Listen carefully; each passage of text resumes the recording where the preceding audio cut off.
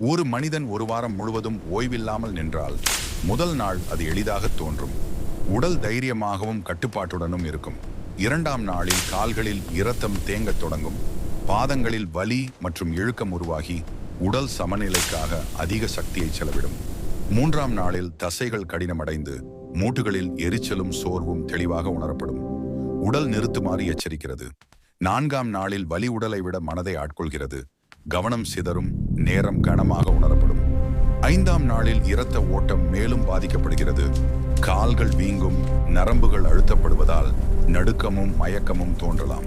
விழும் அபாயம் அதிகரிக்கிறது. ஆறாம் நாளில் உடல் தாங்கும் எல்லையை நெருங்குகிறது. சமநிலை குலைந்து ஒவ்வொரு நிமிடமும் ஒரு போராட்டமாக மாறுகிறது. ஏழாம் நாளில் நின்றிருப்பது ஒரு சாதாரண செயல் அல்ல.